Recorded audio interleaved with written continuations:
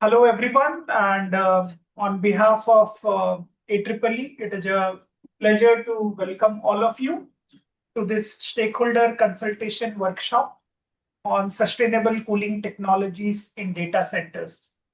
Let me first begin by thanking the Ozone Cell, Ministry of Environment, Forest and Climate Change, for supporting this study, and more importantly, for creating the space for a conversation that is becoming increasingly important for India. This is the second and the final workshop in the series. We had our first national stakeholder workshop in the month of June, which was at the beginning of the study. The purpose of the first workshop was to form the network, inform everyone about the study, identify volunteers, identify entities who will be willing to contribute to case studies and willing to make their sites available for field assessment. In that workshop, participants had highlighted that when it comes to data centers, the sustainability issues go beyond energy efficiency. It also encompasses water use, refrigerants, and the potential for waste heat utilization. The other message that came in that first workshop very clearly was that sustainable cooling in data centers cannot be solved by any one stakeholder or by any one technology. So in the past couple of months, we have approached the study. We looked at first the landscape. We listened to a lot of stakeholders. My colleague Santosh is going to talk about it. We met more than 12 organizations. We also did an extensive field investigation. As part of this study, we covered 7 data center sites. We looked at what are the emerging technologies, practices, what other countries are doing with respect to policies, regulations, what's happening within India at the center and also at the state level. And now, today, we are bringing those insights together for discussion and validation. What we have learned in the last 4 months is that the answer for sustainability in data centers will involve a combination of technology choices, system design, operational optimization, refrigerant transition, water management, all of this. It's not a single point issue. So our draft report is ready, and I just want to mention very transparently that this has been a relatively short duration study, but it's the first of its kind synthesis report on this topic from a government body. We have not attempted to undertake a very exhaustive assessment of every technology, every data center contribution, configuration, or what each and every stakeholders are doing. Instead, what we have tried to do is bring together the best available information and evidence within the scope and time frame of the assignment. And we have complemented that research and assessment with a focused stakeholder engagement and case studies. So therefore, the recommendations made in this study are very broad, and it is also to identify what actions are required and where is the potential for intervention, mainly from government entities. So we would like to use the findings from this study together with what we hear today from all of you to identify where are the opportunities for deeper work, how do we engage with policymakers and regulators on this important topic.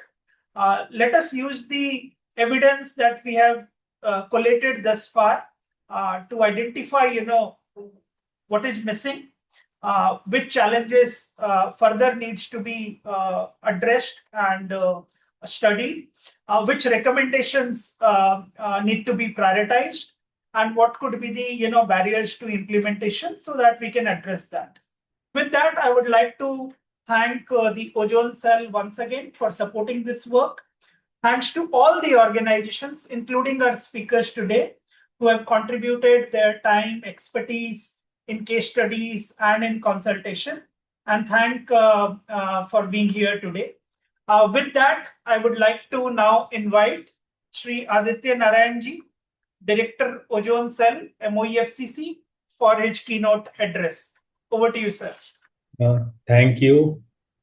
Good afternoon to all, and I welcome you all to this second stakeholder consultation workshop on the study on promoting sustainable cooling in data center in India, and which has been awarded to AEEE by the Ozone Cell MOFCC under stage 3 of the SCFC management plan under the Montreal Protocol.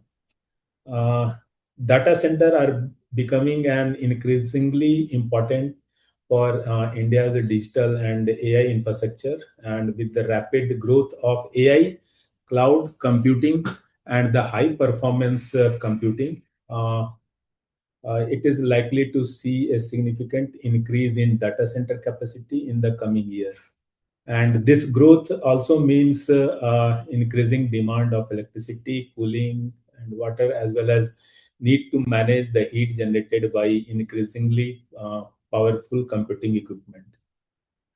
Since most of the refrigerant were ozone depleting substance or HFCs, so it is important that use of refrigerant to be aligned as per the phase out schedule of the ODSAs and phase down schedule of the HFCs.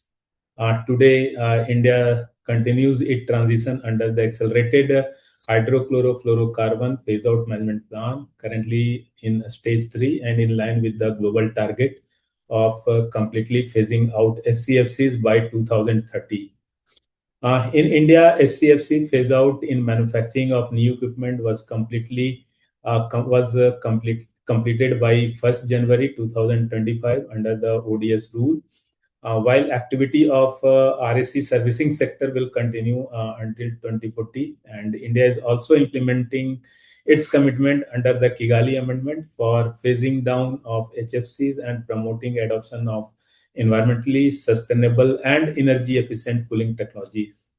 And as per the agreed phase down of HFCs, schedule under the Kigali Amendment, India will have to complete its phase down the production and consumption of HFCs in 4 steps from 2032 onwards, with reduction of 10% from baseline of production and consumption in 2032, 20% in 2037, 30% in 2042, and 85% in 2047 respectively. The study on promoting sustainable cooling in data center in India, conducted by AEEE, will provide assessment of cooling technologies, refrigerant use, cooling energy demand, operational and management practices, and emerging sustainable cooling solution and thermal management practices in data center. It will include a review of global and national policy, regulation guidelines, and best practices and case study. And it will identify the key challenges and opportunities for their adoption and provide practical recommendations for energy efficient, low GWP, and sustainable cooling. The first stakeholder consultation was held in June 2026, and it highlighted the growth trajectory of data center sector, national and global development, and perspective from key stakeholders across the data center ecosystem. Building on these discussions, the second stakeholder consultation being conducted today, where AEEE will present the key findings of the study. And based on the inputs from today's workshop, the report will be finalized. The consultation will provide an opportunity to present the outcomes of the study and elicit valuable inputs from the stakeholders prior to finalization of the report. And I encourage all the stakeholders to actively engage in today's discussion. With that, I now invite AEEE to begin the presentation. Thank you. Yeah, thank you, Aditya ji. Continuing with the today's agenda, now I would like to invite my colleague, Dr. Santosh Sani, who is the principal investigator from IEEE side on this study to come and share the findings of the study. Yes. Over to you, Santosh. Thank you, sir. Can you put the... So, just to keep the conversation smooth, I would request all participants to use the chat window to post general comments. If it's a question, then kindly use the question panel. And after every presentation, we would allow, depending on the time available, for 1 or 2 quick questions. Otherwise, we have planned more than 30 minutes towards the end for our discussion. Thank you. Thank you, sir, and hello everyone. So these are the outlines of my presentation. I will be covering the study overview and what we have covered in the report. So coming to the data center sector overview, international and national cooling technologies in use and what are the refrigerant being used and alternatives. Then I will walk you through the assessment of existing DCs. We have gone and analyzed the data from sustainability measures. What are the available sustainability measures we can implement in the data centers? We have covered in the report a few policies from international and Indian states. And the last section of the presentation will be recommendations. Next slide, please. So coming to the study objective, so the objective was to clear that we also mentioned earlier that it was focused on the sustainable cooling technologies, and the scope covers like what are the technologies available, what are the O&M practices, and how can we improve those practices to improve the sustainability. What are the global practices and emerging trends in cooling, refrigerants, and sustainability measures?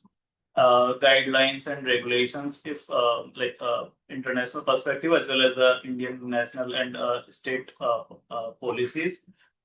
We have covered case studies on various measures that how they have been implemented in various facilities and what have resulted in the outcomes, and the recommendations we have drawn from the findings. So just to brief, these are the activities we have done in this study and the timeline. So we have started in April 26 with the desk research conducted with a few stakeholders, like 12 stakeholders from government, OEMs, and research organizations. One consultations to identify and to learn the sectoral advancements. We have conducted a first workshop in June, and then did the field assessment in June and July, drafted the report, and circulated that for review. We are conducting this workshop today, and based on the review and workshop feedbacks, we will be revising the report. We'll be incorporating and we'll be publishing the final report with Ozone Cell. So, next. Coming to the sectoral overview, so far, like India's installed footprints of data centers in numbers, there are about 300 plus data centers which are operational in India and have a capacity of around 3,000 megawatt. Coming to the recent developments in last at least in 5-6 months, so a few announcements by major players of the data centers are projecting the IT load by 17 to 20 gigawatt of by 2032. So these are the hyperscale data centers are being constructed and being developed in the next 5 years, and that will add the capacity about 70 to 20 gigawatt. So we can see in the graph that the recent per facility capacity of IT load is around 10 megawatt, which is going to be around 50 megawatt given the hyperscalers development, and that capacity per facility is going to be 5 times.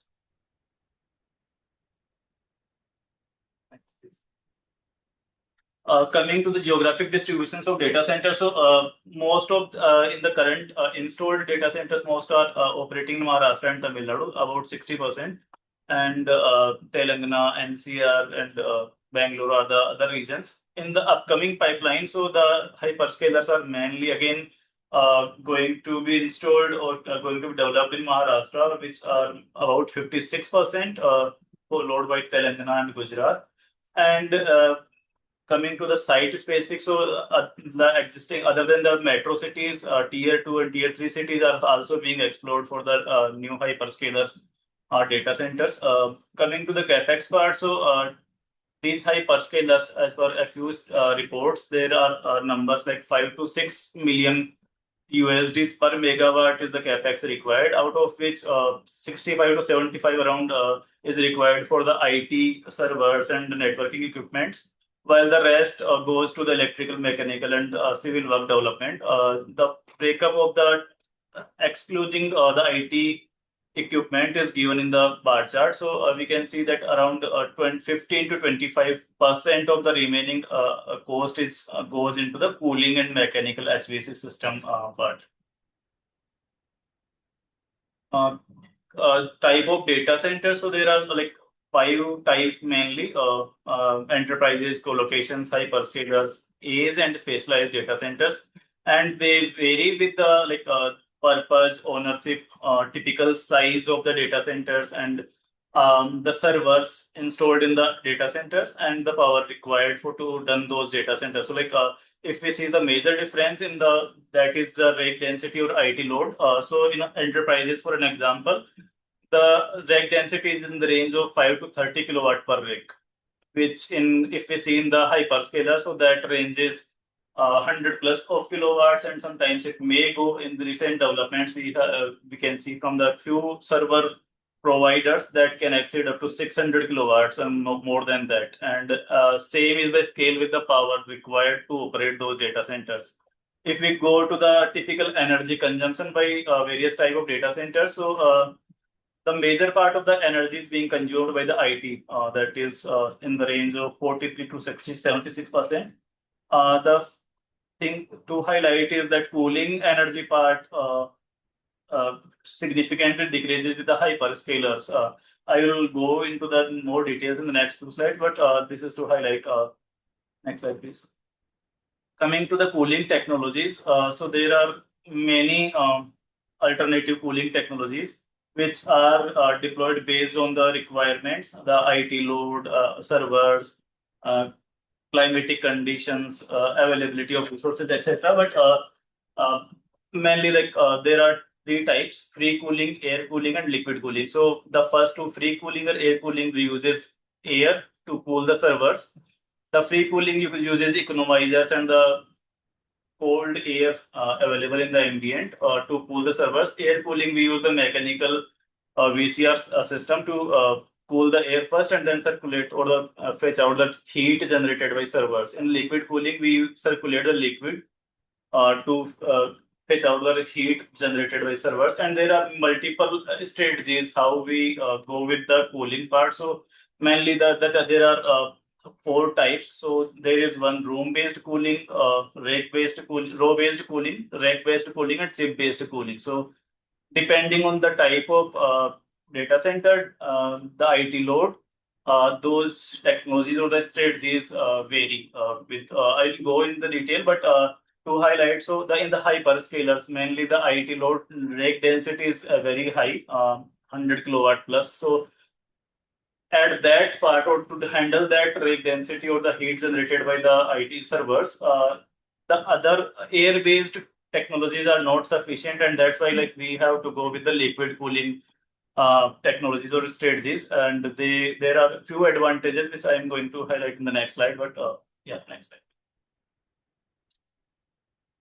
If we look in the condenser side, so how we throw the heat into the ambient, how we reject the heat from the condenser. So there may be multiple arrangements, maybe dry coolers, water-based coolers, evaporative coolers, or hybrid approach like the free cooling, the air cooling, dry cooling, as well as the evaporative cooling. So multiple strategies we can reduce, and also that depends on the climatic conditions. What are the climatic conditions outside, the availability of water, and maybe that type of data centers, how much heat is to be rejected to the ambient. So that technology selection depends.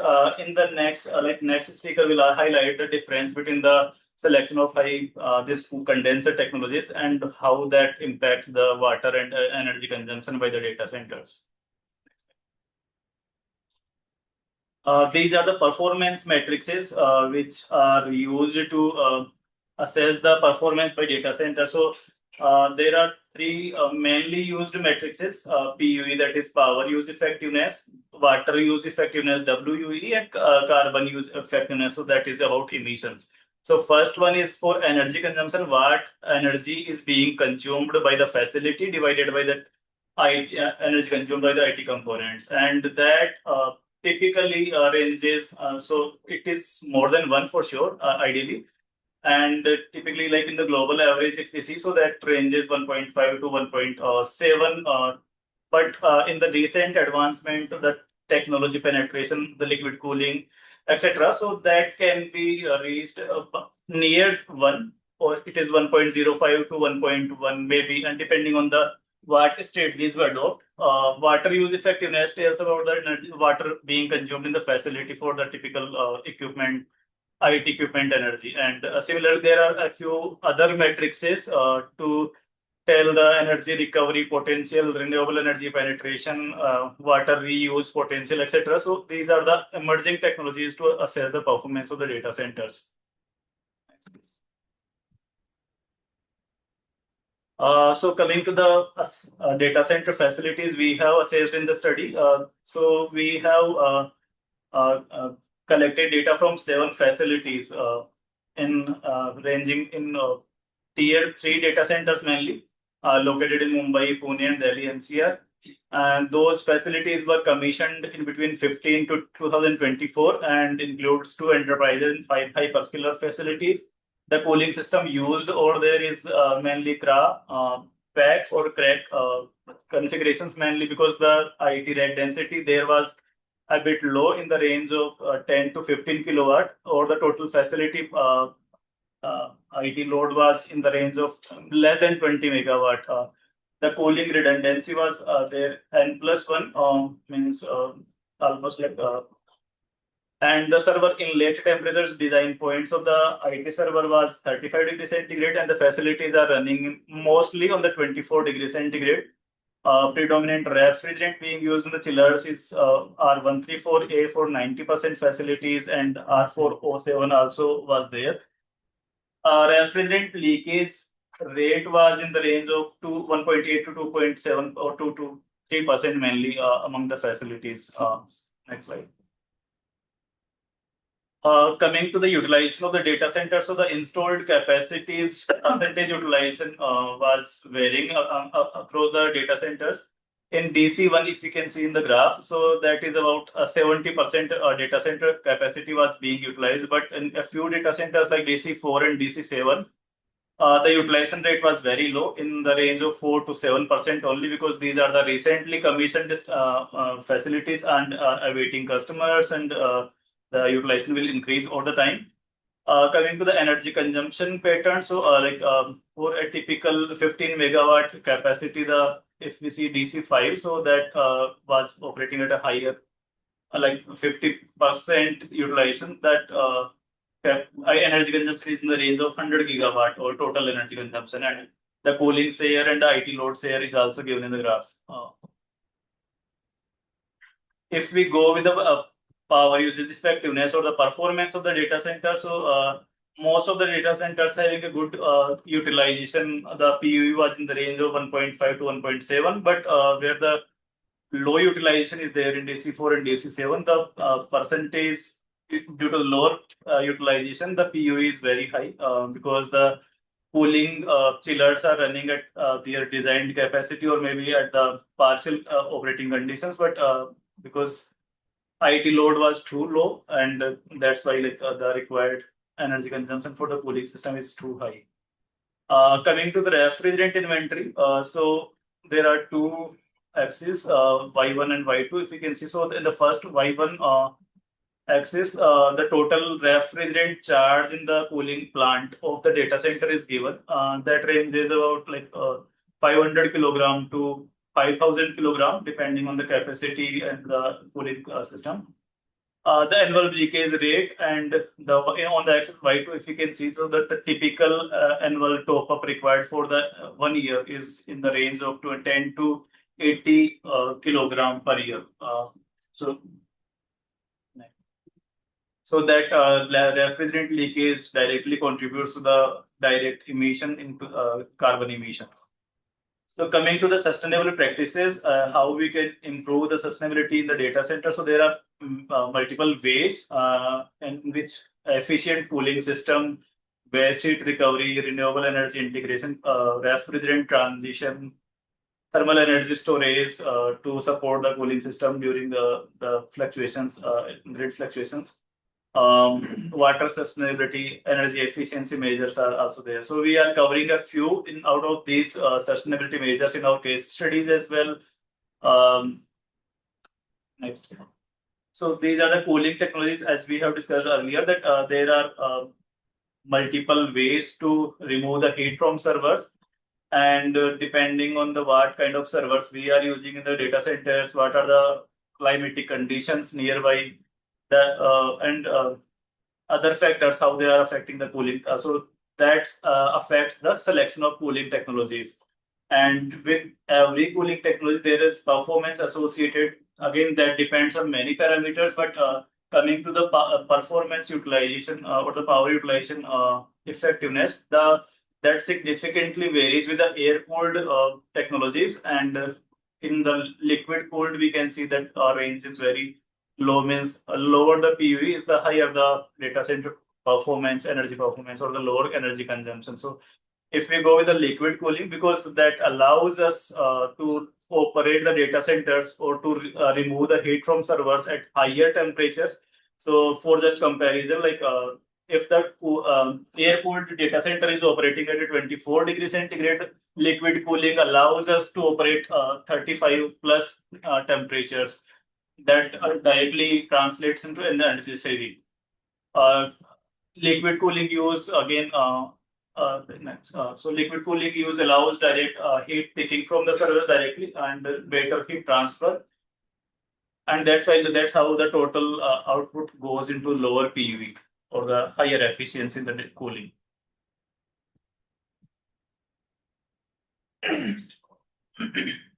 With some delay. Delay in these. Okay.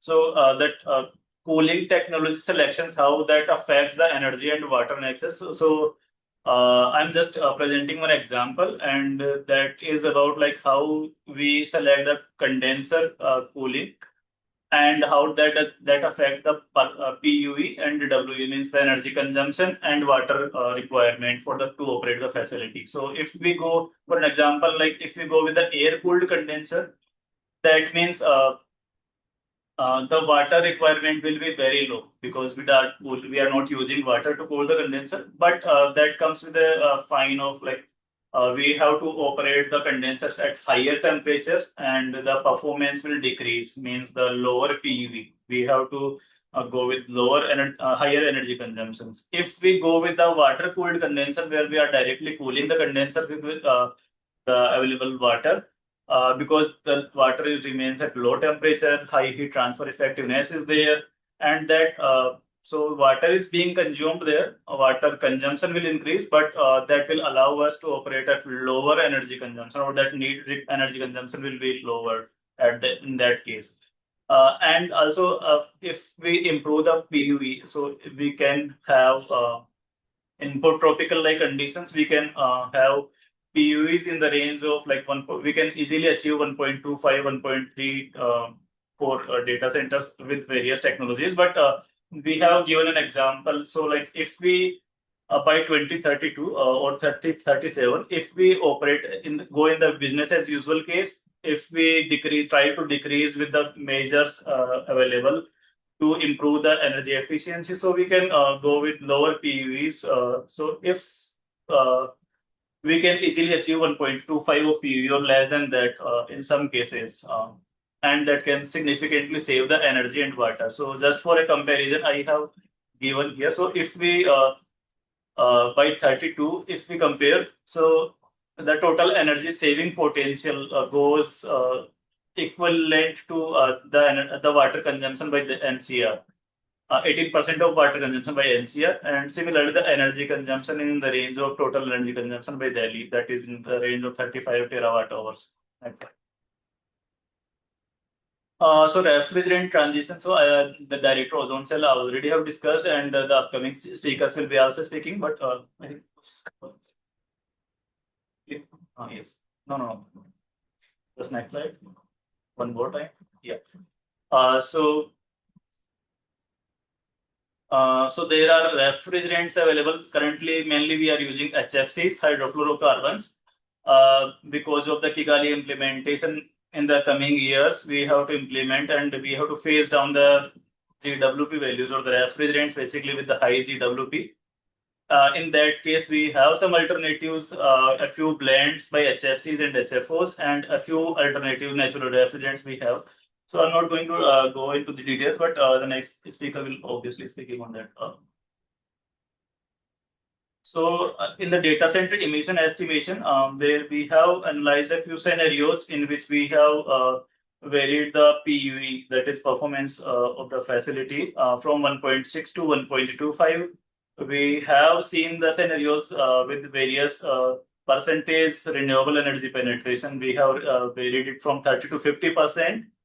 And also we have changed the refrigerants with various GWP values with the upcoming low GWP alternatives and have estimated the emissions. So as we go with these scenarios, that there is a significant potential to reduce the carbon emission directly and indirectly both ways. In the study report, we have covered various case studies directly requesting from the data centers, the OEMs who have supplied the technologies over there, and how those technologies are performing in the field. So we have covered a wide range of measures, like one is on free cooling availability and cooling the data center with the free cooling. Hybrid closed loop cooling tower, integrated low GWP with the cooling system, thermal energy storage for the cooling backup, high density liquid cooling deployment, waste heat absorption cooling utilizing the heat available. And I think out of these few case studies, a few will be discussed by the next upcoming speakers. So these are the case studies we have covered in the report, and the pattern is shown for one example. One sample is there. So we have written the baseline, what were the earlier used technologies or the configurations were there. What were the interventions there, the technology interventions or any operational or any other intervention is there, and what benefited that, like in terms of energy, carbon or water reduction, and in the capex, in the opex as well. So these case studies we have covered in the report in this format. Next. And these case studies, again, like we have earlier discussed, that there are few sustainability measures. So these case studies are aligned to those measures. For each measure, we have covered one case study in the report. Coming to the policy part, so we have reviewed policies, various international policies, but I am presenting a few. These are the developed nations and as well as one Singapore tropical condition, climatic conditions we are trying to cover here. So there are policy developments for the data center. Specifically, they are covering through various frameworks. Again, there are few mandatory performance reporting, disclosure, etc. for a given capacity of the IT power. How they are trying to improve the PU over the time. So, for an example, in US, the California state is trying to decrease 10% PUE annually from 1.5, or they are trying to achieve less than 1.5 PUE. Similarly, for like Singapore, there is the Singapore policy promotes the IT equipment to reduce energy consumption by less than 30%, greater than 30%, and they are also trying to improve increase the temperatures to cool the servers. Similarly, for the renewable energy penetration, there are mandates in the policies that a few states in the US are trying to achieve 60% or 40% RE penetration by next few years. Coming to the Indian national policies, so there are a few states which have come out with their specific state-specific policy, data center policies to promote the data center development in their states. These policies mainly talks about the subsidies and how the ease of doing business, how they can be installed easily, and there are a few benefits they are offering in terms of like electricity stamp duty, capital subsidies, easy availability of land, etc., and also providing some grid support like easy grid connections and multiple the subsidy part is there. But these state DC policies out of May, like all these, no specific policy talks about the performance measures or the sustainability part, like what percentage of RE is minimum requirement, what are the PUE requirements for the DC to be operating, if they are using water, obviously, so what are the WU values they have to achieve. So these measures have not been discussed in any state policies. In the a few like in the Uttar Pradesh data center policy draft, which I think it came out in 2016, and I think the final policy has to be come out. So they have integrated these measures, sustainability measures, with the subsidy part. Like for an example, they have mandated PUE values of 1.35, and they are giving some subsidies over that. So they have connected basically these two, and again, like Gujarat also came out with the data center policy, mainly focused on the data centers development, and a few subsidies are also involved with that only, with a few tax relief, financial incentives, etc. So we have covered these state policies briefly in the report. Coming to the gaps and challenges, so based on the feedback from stakeholders, the literature, and a few gaps have been identified in the study. One is on policy and regulation. So as I mentioned, there's no mandatory energy and water standards or policy that talks about grid integration part. So data centers are not yet integrated as any flexible or grid interactive loads. Demand response is not covered in any this thing. And this is very important because the increased grid stress because of these gigawatt scale data centers is very high, and that affects the power cost and reliance on fossil fuel backup power. So renewable energy import integration is also important in that case. Again, like there are thermal architectures, so there is no standards or retrofit for or skilled workforce for high density liquid cooling. So we are going to adopt in the next few years. On the refrigerant transition, I think we have the Kigali Amendment implementation in the coming years, but for now, there's no directives on that. Similarly, on the water usage, waste heat reuse, skill and workforce. So these are the few gaps we have identified. Siting and land use. So there are no like that is required that states come out with a few sites available for the data center developments with the resource availability and the grid availability, etc. So that thing is required, and we have highlighted that gap as well. Next. So the next part of the presentation is recommendations, and I request Pramod sir to cover that part. Yeah, thank you, Santosh, for giving us a very quick overview of what has been captured in the report from a technology standpoint, from state policies, international policy, and how some of these technologies can impact the resource footprint. So as I had mentioned earlier, the main emphasis of the report and the study was to understand the landscape, but we have also, to make a logical conclusion, provided some broad recommendations. Now, what are the guiding principles for those recommendations and how these recommendations were formulated? So in order to develop the recommendations, we looked at the technological options and trends. We looked at the global practices, some of the countries Santosh spoke about. We looked at how the new generation of state level data center policies are coming up, which are encouraging more efficient resource usage. And then we looked at where are the gaps or challenges existing. So in the recommendation, we tried to align the recommendation with current policies. For example, we have the India Cooling Action Plan, we have the schemes, we have the HPMP phase out plan. There is a draft data center policy from METI, which is under discussion. So how do we align some of the recommendations with the current policies and initiatives? The second principle was to make recommendations which can be adopted in a phased manner. We have seen that several countries have also taken the similar path, starting with a voluntary data collection, benchmarking, disclosure, and then taking it towards more mandatory standards and reporting practices.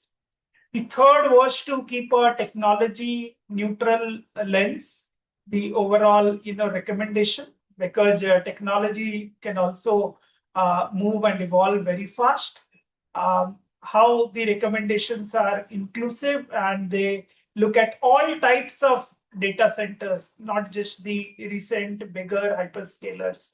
And then, of course, how it can drive some measurable outcome. As Santosh was saying, the opportunity in energy saving by 2032 is equivalent to the current electricity consumption of Delhi state. And when it comes to the water part, the opportunity is almost 1/5 of what Delhi consumes today. So how do we also set a path forward which will help us to tap into those opportunities? So moving into the next slide, what we have done is to identify what are the broad actions different stakeholders, mainly government stakeholders, can take. So one is, of course, how do we come up with a tiered energy water performance standard for data center, and starting with a voluntary approach, but over time, how do we take it towards a mandatory standard? This is where entities like Bureau of Energy Efficiency, the ministry, Ozone Cell, even BIS may play a very crucial role.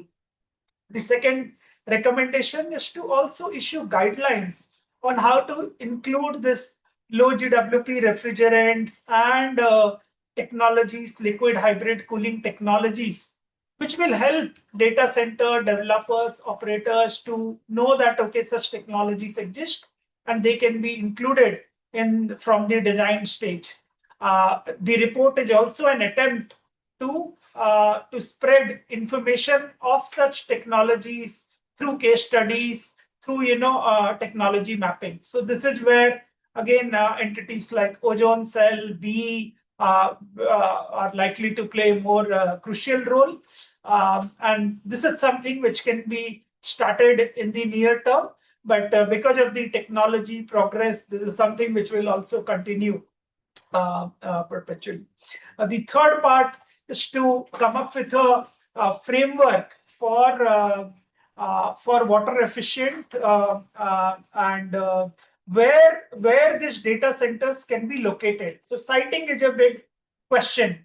Which are the areas where water related stress is going to be less? Grid availability may not be a challenge. Land-wise, there is no conflict. So how to map out those areas and come up with a framework for data centers to select those areas. This is where entities like METI, Ozone Cell, other relevant ministries will come into picture.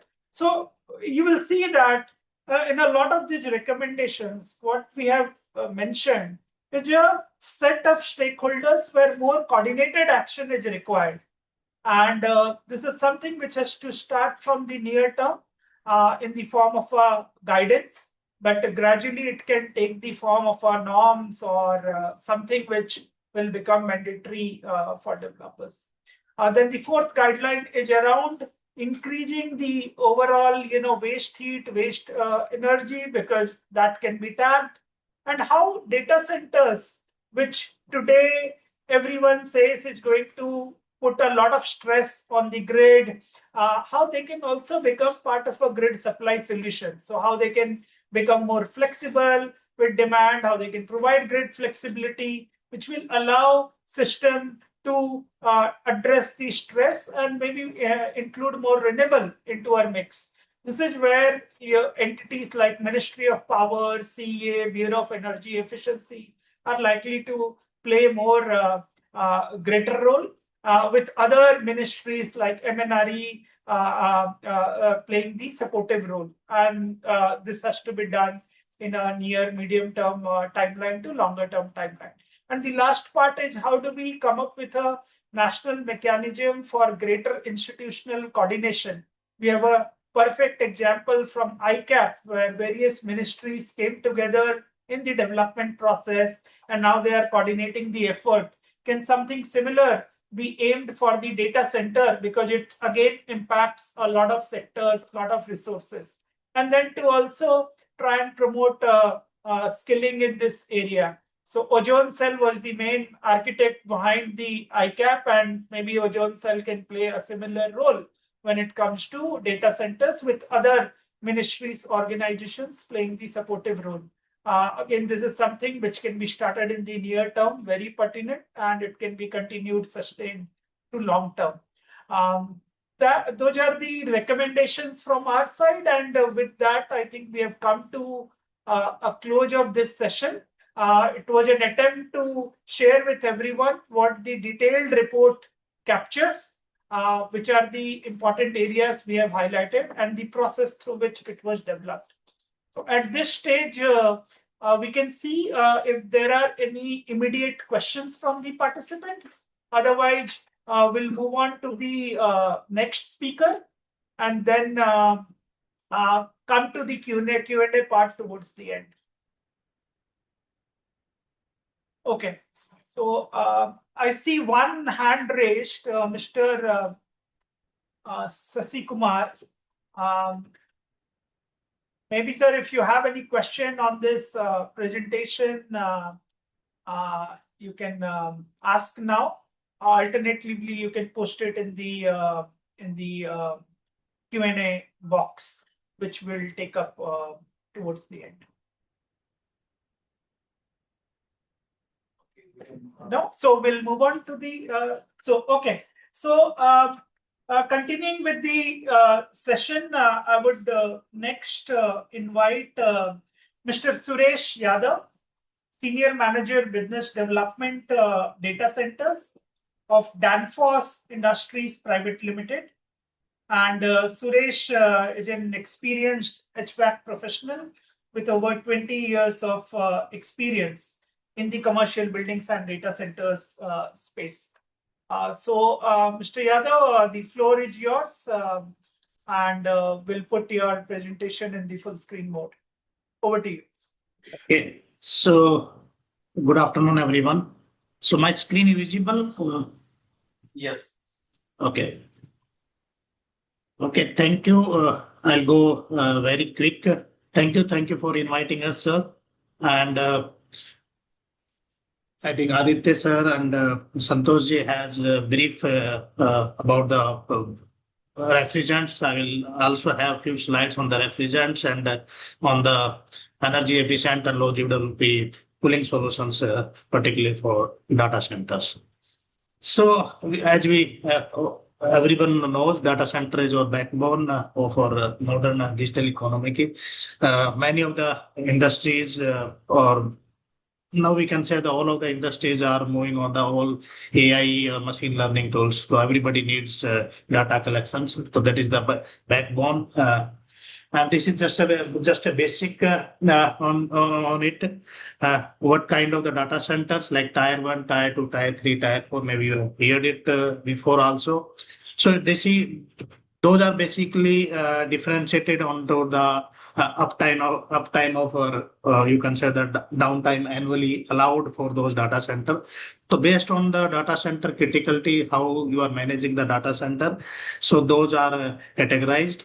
So you can see it how critical it is. Like tier 4 data center is like 26 minutes is allowed downtime in a year. So the reliability, although it's very important that the energy efficiency, those things are required, but the reliability and downtime is very, very critical for those for data center, because we are dealing with multiple transaction at a time, and it's very difficult.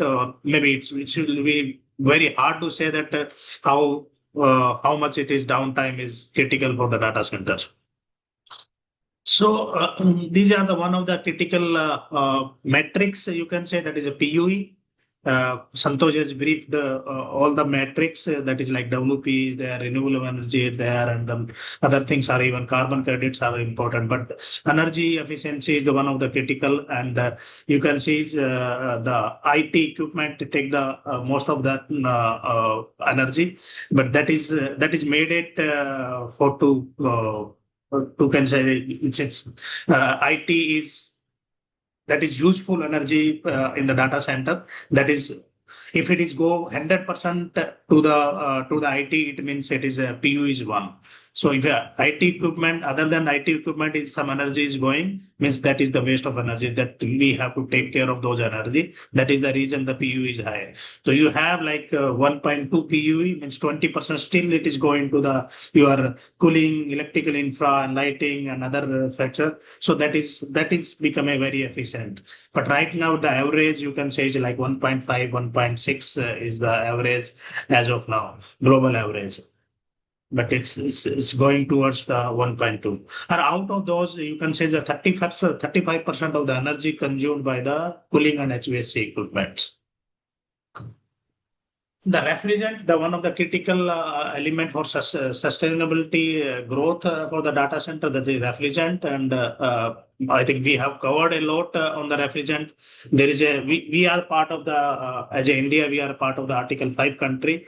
So already CFC phase down is ongoing. It's like 67% is phased out, and the next phase down will be for HFC refrigerant.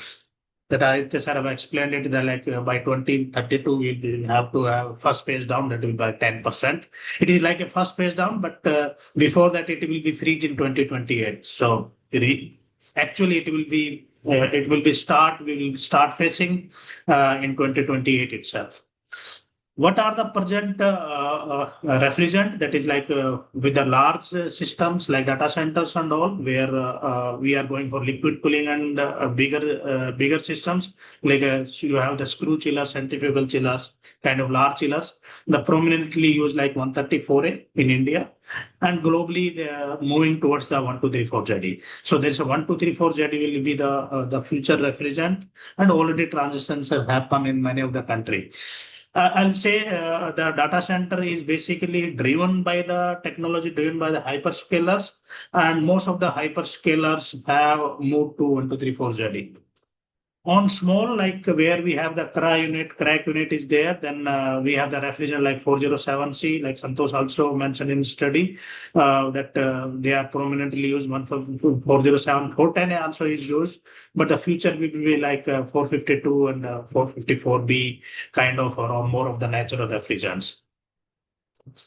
So these are the like the trends, like when we are moving GWP, we have going on the GWP lower sides. So then there will be chances that we will come into the flammability lines, the below the flammability lines, which these are the refrigerants who have the A12 categories. Refrigerant means mildly flammable refrigerant. Above these lines are most of the refrigerants are A1 categories, means non-flammable categories. So those things we have to take care in the futures when we are going for the mildly flammable or flammable refrigerant. If we're going on to the very natural refrigerant, that will be like A3 category, like carbon. Kind of like 290 or 600 kind of those. So those are highly flammable refrigerants. So I'll not go much on the refrigerant sides, but that we have to see it. But digitalization and AI, that is the driving, that is the growth driven by the data centers. And I will give you the perspective, like global perspective on the data centers. Like you have seen like 3 trillion investment has happened globally. And that is 1 trillion itself is done by the hyperscaler. This Amazon, Google, your Meta and Oracle, OpenAI. Those are the investments. So those initially that is on the, we have done like the training modules. It's starting like module and module. Now it is going into the interference and the AI demands. And the later on will be more of like the distribution hubs. Then the demands will be very, very high. And how we are moving towards on the India data centers, like in 2025 itself, we are Right now we are at 1.5 gigawatt, and that has happened 1.5 gigawatt last 3 years. You will see that also 3 years back it is just like a 400 megawatt kind of, and then we have moved the 2035 we'll see the target is like 14 gigawatt, and again it is said 50% out of 50% is in the Mumbai right now. And now with the new announcements like on Vizag and Gujarat, we have like Google announced 1 gigawatt in Vizag. So those are the others tier two cities where the data center is coming up. This is the way the data center has moved on the rack sides. The initially, if 4 years, 5 years back, we are seeing the data center or rack density is like 10 kilowatt, 15 kilowatt. We have to remove the heat. Now it is like 15 kilowatt and 100 kilowatt in future when the GPUs and when a Rubin and those chips are come. So 1 megawatt in a one rack. So we have to remove the heat from one small rack. We have to remove the large amount of the heat, and that will not be possible with the like primary we are doing with air cooling. So now that's the reason we have to move on the liquid cooling, and then later on we have to go for the hybrid liquid and secondary air cooling also. So those are that is the reason we are more moving towards the liquid tone. That will be the trend. This is how the chip heat flow. Like we have taken the heat from the chip level, then it is coming to the rack, and then the room level, and then it is going to the ambient. So based on the ambient conditions, different type of design you will get on the cooling sides. So those are the things we have already covered. So I will not go much in details.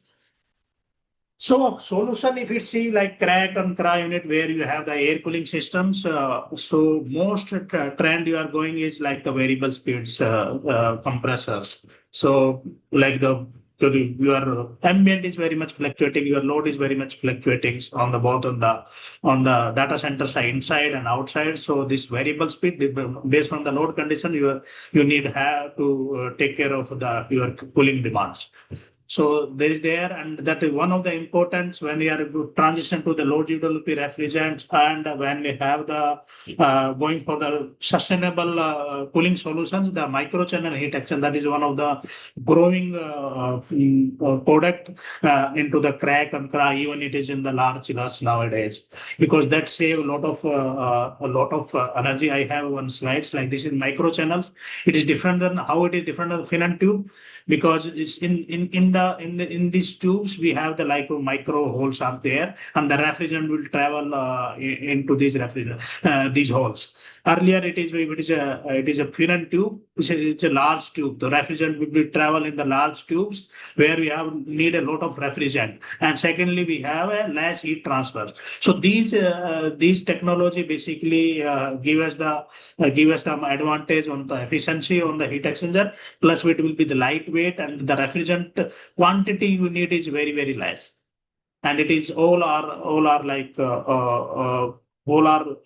with the aluminum build. So it's single metal is there. So there's a less corrosion and more effective in terms of the reliability. So this is just cylinder. We will able to get more energy savings. Refrigerant charge also will get reduced. Okay, and then it will give the lesser noise, and it easy to clean, and other things are there. Then what is the solution for the air cooled chillers? I talk about like microchannel heat exchanger, one of the prominent technology that is going on this is like a turbo core compressor, or you can say oil free or maglev compressor here seems. So this is the compressor technology that is very much demanding into the data center. Why it is demanding, and why it is what benefits it give to for the data center applications. That will cover in next few slides. But on the technology parts, how it is different from the traditional, or why it's become a oil free. because when we talk about the traditional technology, screw and even scroll or any of the technology, like centrifugal compressor itself, those all have the oil in it. And why we need a oil into the compressor? Because we need for the lubrications. So the bearings used normally in traditional, that is a ball bearing or carbon bearing, to lubricate those bearings, we need to have the oil. So how differently done, and that remove the oil completely, because the bearings used in this technology, there's a magnetic bearings. So in the first instant, that shaft is levitated, and that shaft, that impeller is attached to the shaft itself. So in first instant, the shaft is levitated, and then we'll start moving it. So when it is moving it, there is no metal to metal contact. So when there is no metal to metal, means there is no lubrication required. So the oil is completely removed from the systems because by using the magnetic bearings. And not only using the magnetic bearing, because when we use the magnetic bearings, so we have we get an advantage that because there is no friction, so the speed of the shaft is very fast. So we can move the shaft speed very fast. Like normally it is go 3000 RPM, it's go up to 42,000 RPM. So that's the compression become very compact. So your oil is completely removed from the system. So oil related components like oil filter is there, oil heater is there, coolers is there, many components that is needed to manage the oil into the refrigerant circuit, that is removed. So automatically your reliability of your compressors will improve. And believe me, 90-95% of the compressors problem is happen because of the oil in it. Because oil get less, oil is leakage, or oil blackened, or oil loses property because of the temperatures, because of other things. The refrigerant leak, the oil also leaks, so you're not able to get it how much oil is removed from the system. So 90% of the problem is because of the oil into the, and that is removed completely into this. So that's the one thing. And secondly, if you go on the lubricated, it's like the oil will not retain in only in the compressor, it will go into the system as well. And the longer term, your oil will deposit onto the heat exchanger tubes and all. So your efficiency of a chiller will decrease over the time. So its studies are available, many studies like 10 years. You will lose almost 18 to 20% of your efficiency. So today somebody is designing like on POE level of 1.5. After 5 years, because your chiller efficiencies go down, that POE will be increased. It will be 1.6 or something different. And then a very important factor is like high SST. High SST means nowadays we are moving towards the liquid cooling, means we are more able to get a high temperature. Earlier it is like 20 degree we have to maintain. We can now go up to like 35 degree chill water outlets. So when going more and more, these are the centrifugal compressor. This give advantage. Have a lower lift, means it's a higher efficiency. One degree increase, you can have like 3% increase in the efficiency. So it's like, and then this compressor, because it's not an oil, you not have to manage the oil, so we can go as close as to chill water outlet. So that's the reason it become very efficient. And this is the typically, I will not go much deeper because of the time. So this is the typically, you can see like this is the like screw compressors envelope, and this is like with the centrifugal turbocore compressors.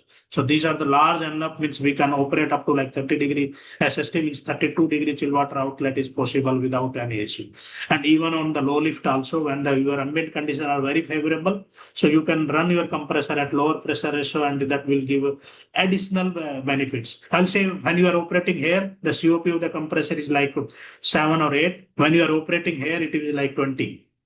So that's much of a difference. And you cannot run with the traditional compressor here because of the envelope is closing, because they have to manage the oil, they have to manage the pressure ratio between the suction and discharge. So that is the advantage you will get on this technology. So this is like you have eliminated completely all the oil related circuits, and it will be oil free. So clearly I've sum up like on the performance, like there is no oil degradation, you have consistent performance over the year. Maintenance part also you will improve a lot, like the low vibrations will there, lightweight will be there, no maintenance on the oil side. The reliability is very, very high. Only one moving part that is soft. Other than that is the magnetic bearings. There is zero frictions. Though over the year you will not get any degradations. And the sustainability that these are compressors are available with low GWP refrigerant like 1234Z, 515B or 513 refrigerants. And it is the compressors are highly circulatory in nature. We can refurbish the compressors. Like this is aluminum. Mostly the components are like aluminum that it can have recirculation and refurbishment are possible. So giving the perspective onto the demand side of the compressors, like in the last years, like it's more than 5 gigawatt of the cooling capacity the compressor cell, and demand is like 10 gigawatt. That is like last month. Now we have forecast like kind of like 15 megawatts. So every 2 years it is doubling the number of the compressors. That is the demand of the compressors. Another is like when you are moving on the towards on the liquid cooling system. So more it's like because there is a fast deployment is required. So on the liquid sides, these are the components.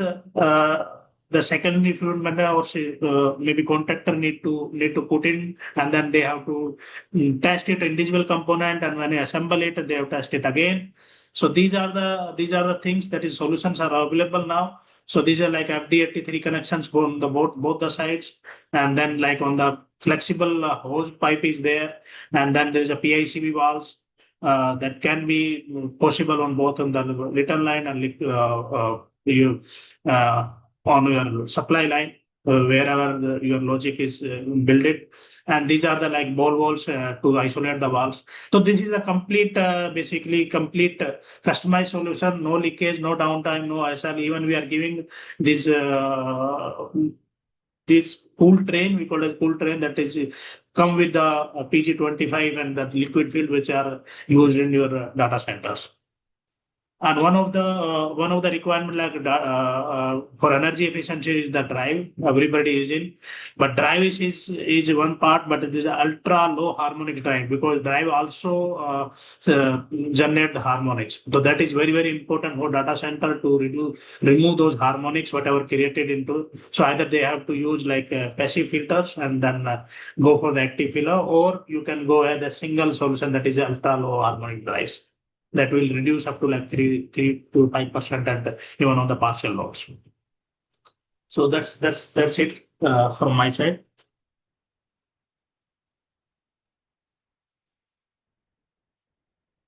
Thank you very much, Mr. Yadav. I'll request you to please remain connected, because we'll be taking question answer towards the end.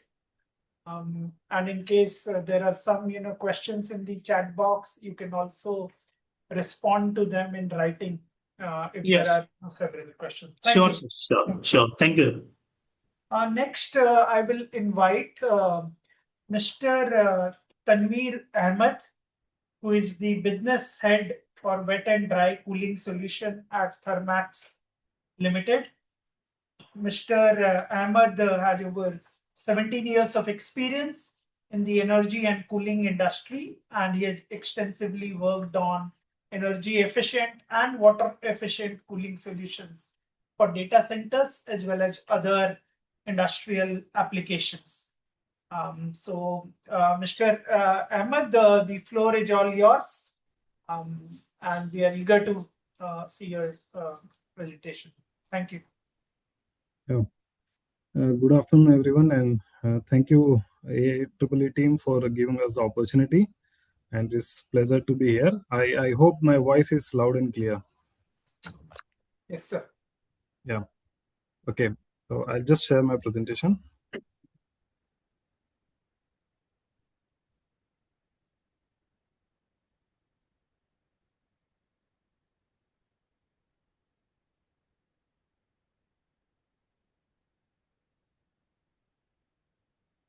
Yeah. So thanks for the introduction. I take care of wet and dry cooling business of Thermax. It's part of the cooling business, and our focus is discussion to be on the future-ready cooling solutions. So I'll share what are the information, what are the experience I have in the industry, what kind of a cooling solution is being deployed, and how I see cooling technology is going to be evolved based on the new age high density servers. Yeah. So I think Santoshji and other team members have covered the entire things very. I think a lot of information was given, and I will focus on specifically on the free cooling part of data center cooling architecture, where what are the different options being explored across the different data center, including hyperscaler and colocators. Yeah. Before we get into the actual cooling solution and how the data center is impacting the environment, I think it is also important to know one thing is when we talk about the emission, water footprint, or power consumption, so we talk about what is there at data center facility. So, but if you go back and see, like in India, all the powers being supplied from the grid. Unlike some other countries, like for example, US, where all the powers which is required for the operation of the data center, it is being generated at site.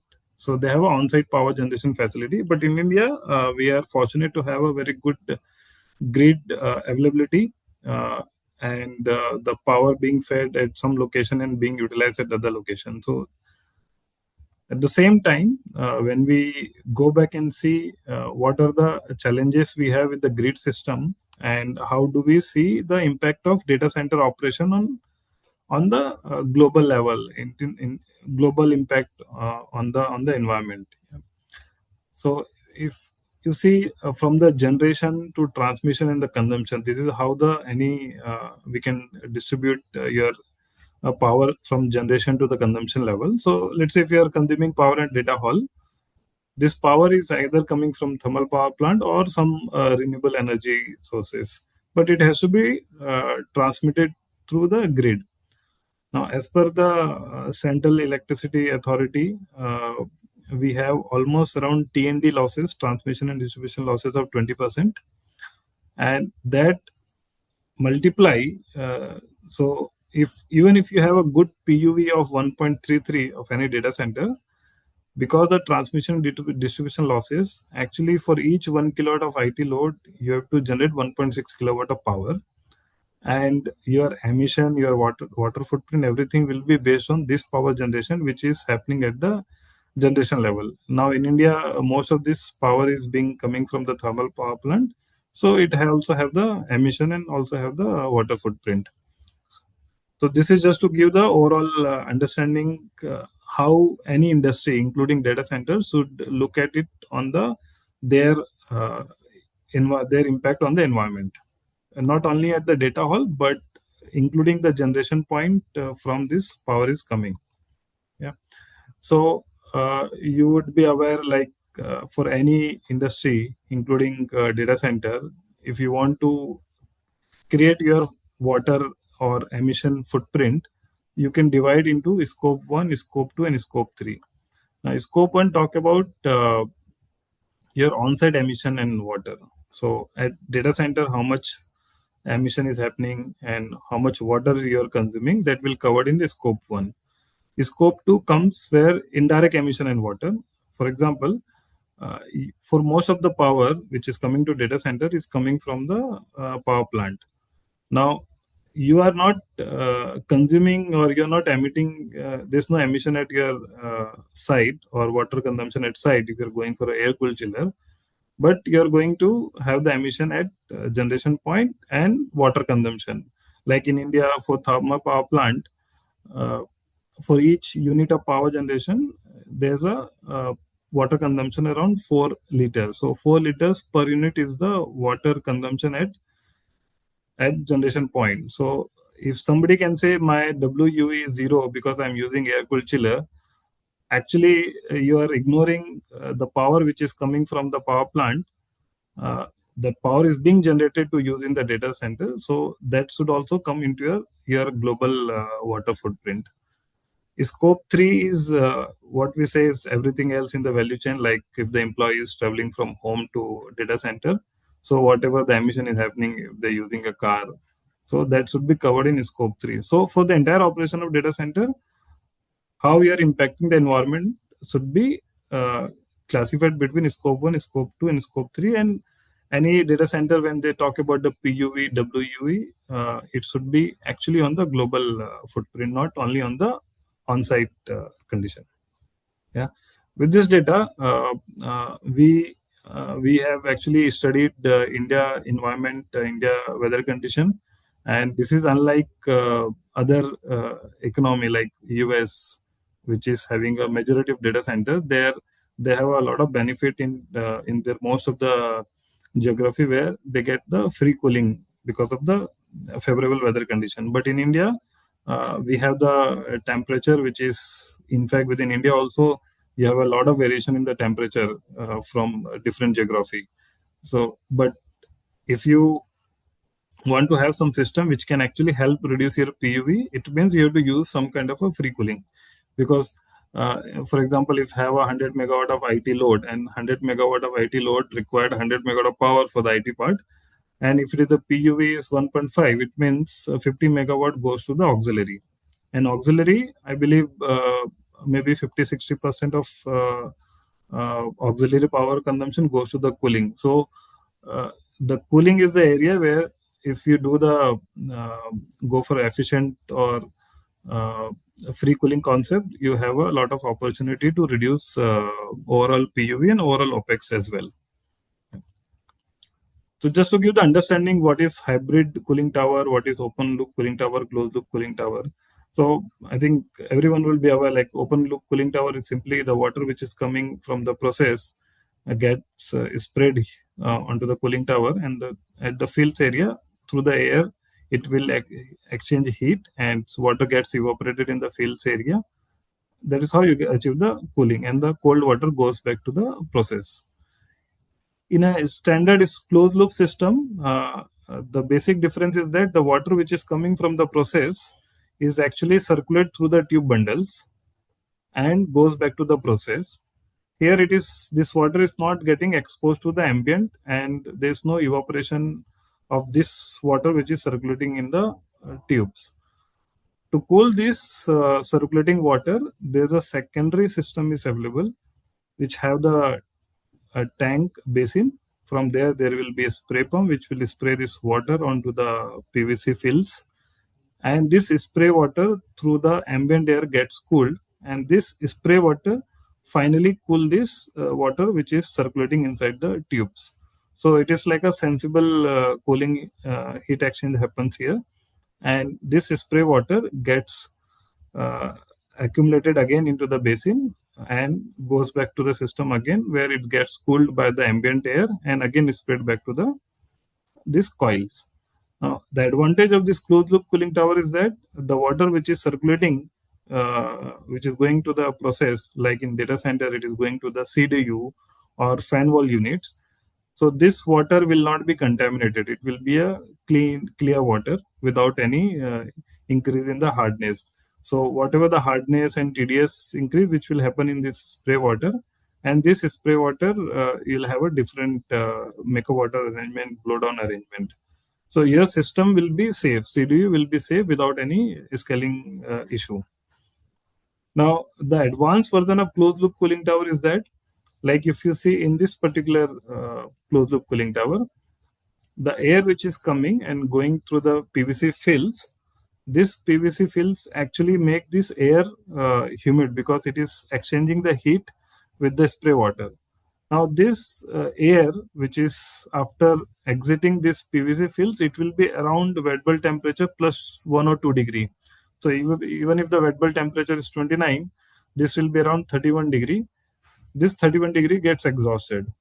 Now in hybrid closed loop cooling tower, since this air is still can contribute to the or can take some more heat, so there in hybrid there will be a dry section which will be mounted on top of the closed loop cooling tower.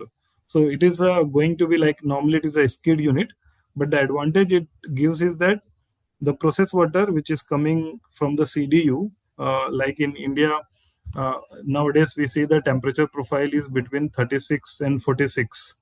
So 46 degrees centigrade is coming from the CDU, and it is to be cooled to 36 degree. So that elevated temperature also we have seen clients are looking for in direct to chip liquid cooled data center for the CDU application. And for the fan wall unit, it is around they ask for something 36 to 26 kind of a cooling water profile. Now, if you take water which is coming from the CDU, it is coming at 46 degrees centigrade. Some part of the heat will be rejected in this part because I'm getting a air which will be in most in Mumbai condition also, it will be like a 33 degree, 34 degree.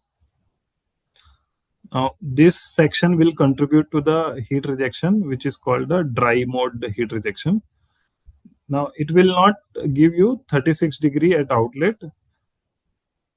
To have the further cooling, it will pass through the wet cooling section, and finally you will achieve the 36 degrees centigrade. Now, this is called hybrid cooling tower because it have a dry operation and wet mode operation as well. And when the ambient condition is favorable, the majority of load will be taken care by this dry section. If the ambient temperature is not favorable, the load will come to the wet coil. On an average, it will can give the depending upon the location, of course, it will be water saving as compared to the closed loop or open type cooling tower. It can give water saving of 50 to 60% based on the location territory in India. Okay. Now, the second advantage for this system is that there could be a question where suppose a client have an option of going for an air cooled chiller, but the PUV, as Santoshji explained very well, PUV will be very high because air cooled chiller, the power consumption kilowatt per year will be higher, and of course there's a condenser which also has to have the power consumption. Now, if you shift from hybrid cooling tower, most of the time in a year, it will be taken care entire load by this hybrid cooling tower, but it will also consume some water. Now, the question could be like, okay, I'm reducing my PUV, but my water usage effectiveness, water consumption is increasing. That could be the issue in the long term. But what we see in currently the industry, the data center industry is doing, like in couple of data center projects which we come across, they're using this makeup water which is coming from the municipality tertiary treatment plant. So all the sewage water which municipal corporation collect, they process it, and in earlier cases, like in general, I would say, they supply this water, treated water, to the industry, and the surplus water goes back to the river, or they will put in the back to the sea. Now, it is actually a economic sense for the municipality also, because the water which is available after treatment, it's a huge quantity available which they are not able to supply to the industry, because they also need industry which can have this kind of a demand which can be consumed in the cooling tower. Since we are using a closed loop cooling tower, we do not need high grade water, potable water. It can be a gray water which can be used to reject the heat. So although you say the water consumption has increased in the hybrid closed loop cooling tower, but this water is the recycled water which is coming from the municipality. So the few projects which we come across, they are using this water. Yeah.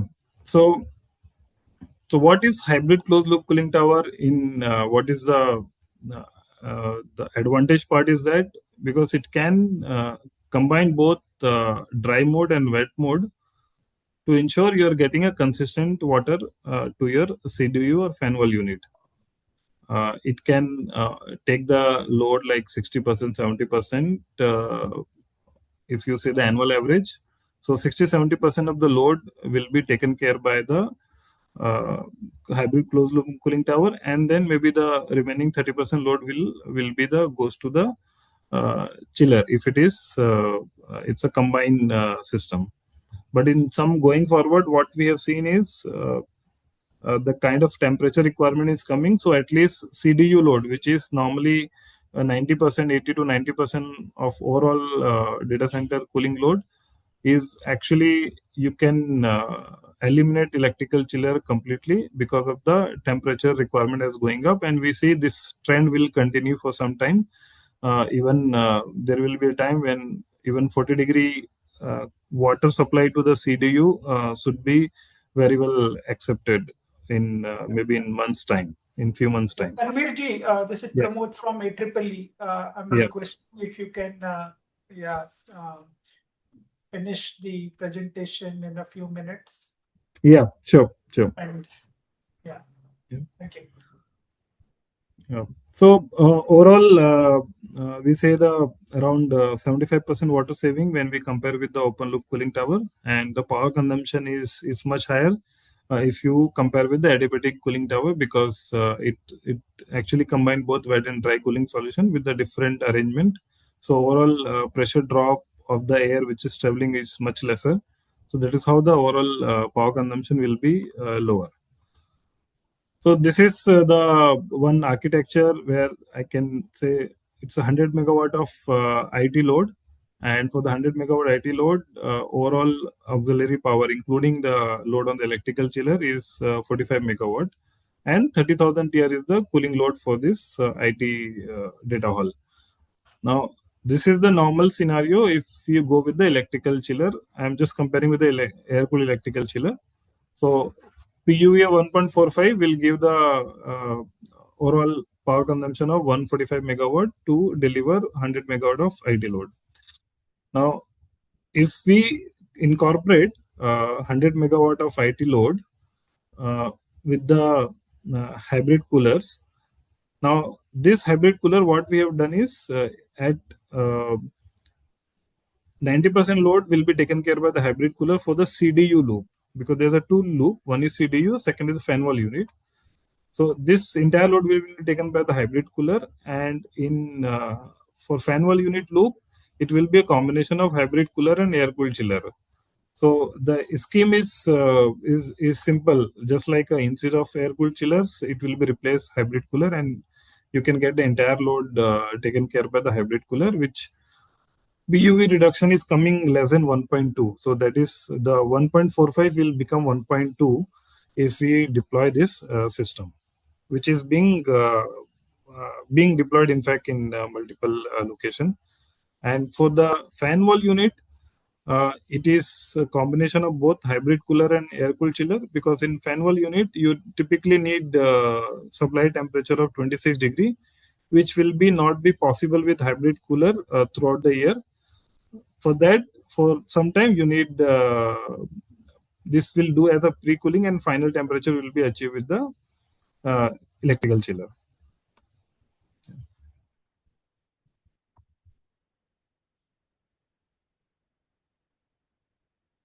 Yeah, this is simple one case study, which is we say where the customer was using conventional. I mean, not using, but it is if they would have gone with the conventional cooling system with air cooled chiller, their PU will be around 1.45. But since they have deployed hybrid CLCT for the CDU and as well as for the fan wall unit, the overall PU is coming close to 1.25. And payback is very attractive because there's a good amount of reduction in the power consumption, and the water which is being used, it is actually coming from the recycled water. So although WUV will has increased, but in practicality, if you see, it is a recycled water, so without affecting the any ground consumption of groundwater or potable water. Yeah, these are some other solution which is being explored in data center right now, like adiabatic cooling tower and also the dry cooler. As of now, we see the temperature requirement which is in the range in India. Hybrid cooling tower is the right option. A dry cooler could come into picture, but for that, the temperature acceptability should go further high. That's it. Thank you. Thank you so much for the opportunity, and if any question is there, you can put on the chat box. I'll during the presentation time I'll try to reply over the chat. Thank you. So much, Mr. Tanveer Yadav. Very excellent case study on hybrid cooling. Tanveer Ahmed ji, my bad.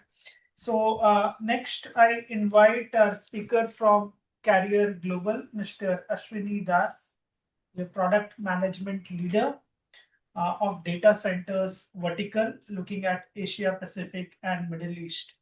So, Mr. Das, over to you, and we look forward to your interesting session.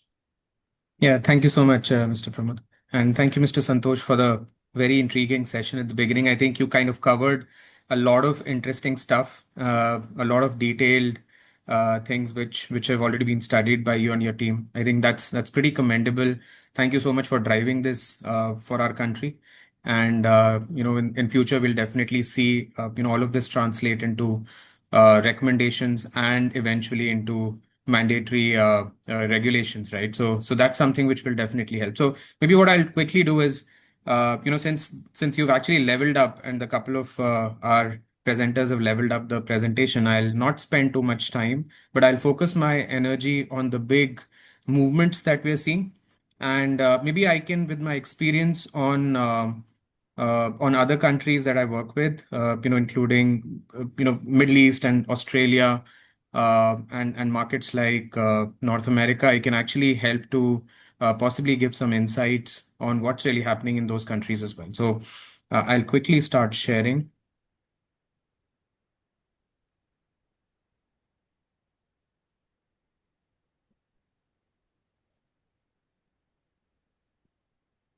Yeah, please let me know if it's visible. Yeah, it's visible. Yeah, sure. Thank you so much. Okay, so I think this was just a grounding slide. I'll not spend too much time here, but this was more to do with how is the entire thermal management process happening across, starting from the AI racks up to heat rejection. Now, why AI? Because that's the next big thing. That's what's going to drive majority of the data center builds in future.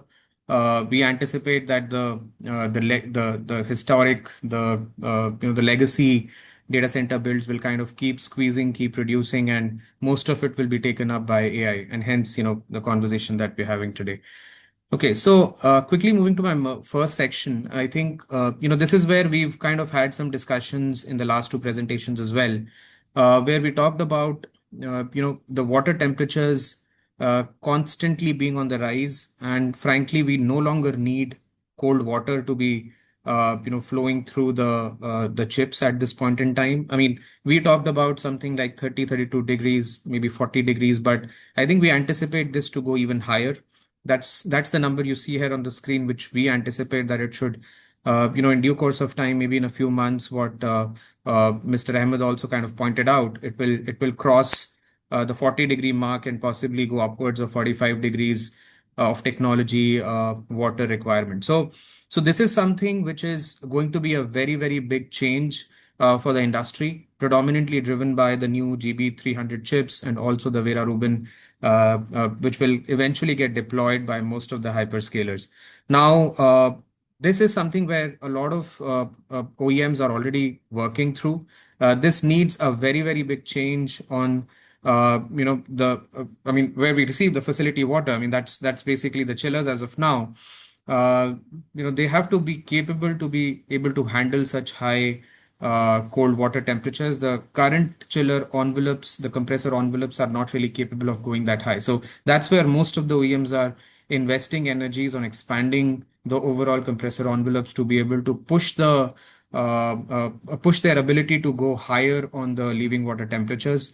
And that's something which will drastically change the way we look at energy efficiency in a data center. So a move from a 20-degree, which is generally the case right now, from a facility water loop side, if we see cold water generally, gets into the CDUs at about 20 to 22 degrees Celsius. When this moves to a 40 degrees or a 38 degrees, we anticipate that this could be more than 2x or 2.5x savings potential in terms of overall energy efficiency. What it also means is the overall infrastructure reduction, the electrical infrastructure reduction that it brings, because that's something which is extremely critical for a data center deployment moving into gigawatts in future. electricity is going to be like, it's going to be gold.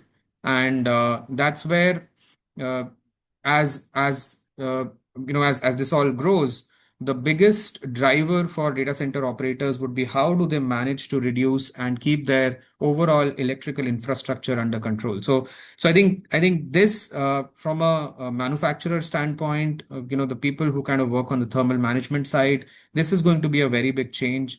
And I believe all of us are geared up to drive this and support data center builds which are more sustainable. Now, how do we achieve this? I mean, of course, as this kind of rises, we will definitely see more and more free cooling.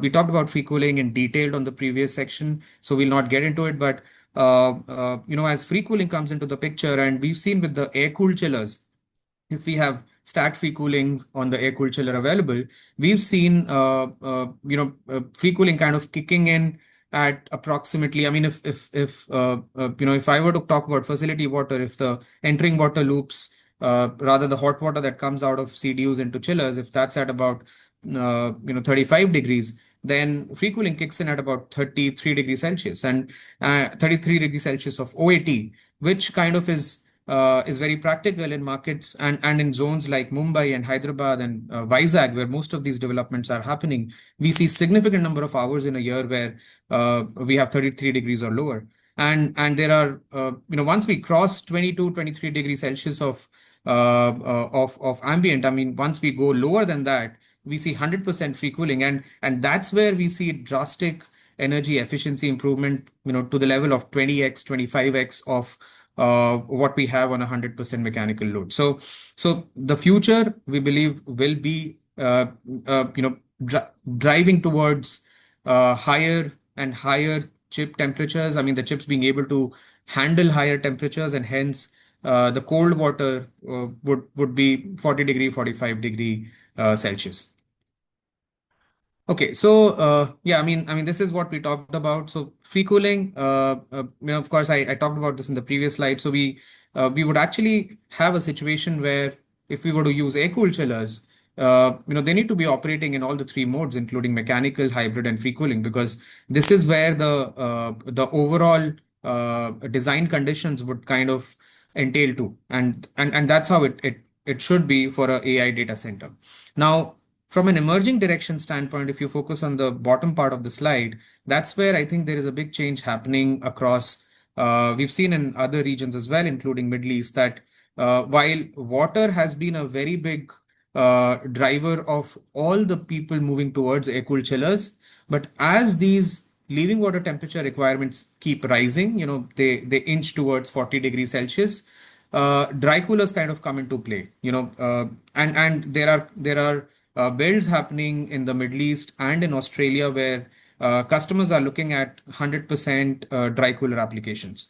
Now, their expectation from OEMs who manufacture water cooled chillers is the ability to be able to deliver ultra high, entering water temperatures on the condenser side, because the dry coolers will have to operate at very high temperatures to be able to deliver 100% dry cooler operation through the year. So I think that's where the industry is kind of moving in other countries like Australia and Middle East, where they are kind of bringing back the water cooled chillers, but instead of having cooling towers, they're either moving to hybrid cooling tower designs or they're moving towards 100% dry coolers.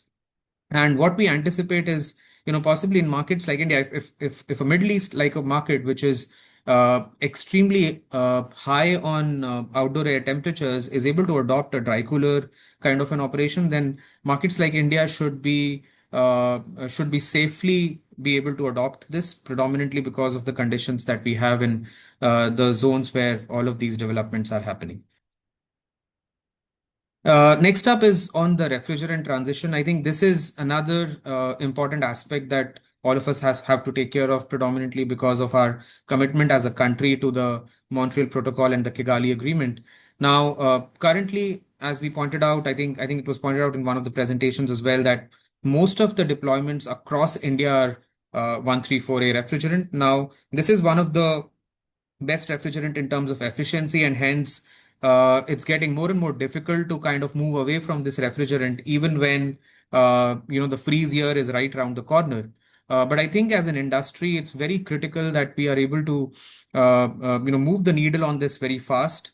So we have a transition option available with the R513A, which could be a very suitable drop-in solution on the 134A.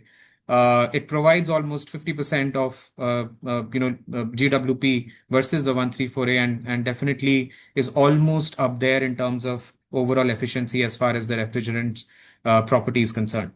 Eventually, I think as we progress and as we kind of gradually cut down we kind of phase down our overall GWP for the country, I think eventually we will have to move to refrigerants which are ultra low GWPs, which includes the 1234Z, which was pointed out by Mr. Yadav as well. Having said that, this is an A2L refrigerant, so there will be safety precautions that will need to be taken to make sure that whenever these are deployed at sites which have 100 plus, 200 plus chillers, there's a large quantity of this refrigerant kind of flowing around. So we'll definitely have to consider and make sure that relevant safety precautions are taken care of. Having said that, this is currently I would say the best alternative available with a very strong mix of energy efficiency and its overall ultra low GWP property. So currently that's where we are as a in terms of overall technology readiness from a refrigerant standpoint. We also have the R1233ZD, which is predominantly used in on the water cooled chillers on the low pressure, it being a low pressure refrigerant, so it's used on the water cooled side. But of course, it has its own limitations as well. Given that it has it has a lower volumetric efficiency, but at the end of the day, the overall infrastructure, the sizes of the chillers, and everything becomes larger. So there is always going to be a trade-off when we move to a 1233. We will have to go towards a water cooled chiller. The sizes of the chiller would kind of become much larger than what we would see on a medium pressure refrigerant chiller. So there are certain trade-offs. So I think as we progress on this discussion, it will be critical to kind of also be on the lookout and work very closely with the global community on which are the refrigerants where most of the developments are happening across the globe. Europe is kind of leading this transition at this stage. They are the ones who are the most progressive on this transition. So it will be important that we keep an eye on the rest of the world and make sure that we adopt the best strategies for India. Next up is on sustainability. So, of course, as these organizations which are doing these massive builds, are the largest organizations in the world. They have their own ESG commitments. We as a country have a net zero commitment, which our Prime Minister has also made. So it's very critical that all of the equipment that's procured, all of the designs that are built have mandatory life cycle assessment done. I mean, it's very critical for the data center operators to be able to do this. And to facilitate this, of course, there are third party bodies that do life cycle assessments.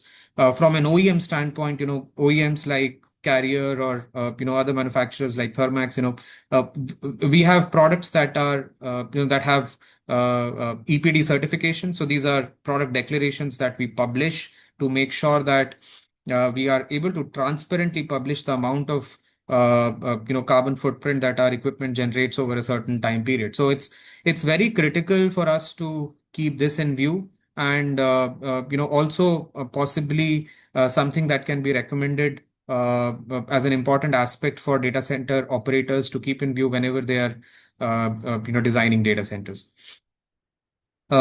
Moving to the last section. So I think we have a few scaling challenges. Of course, this is focused on India.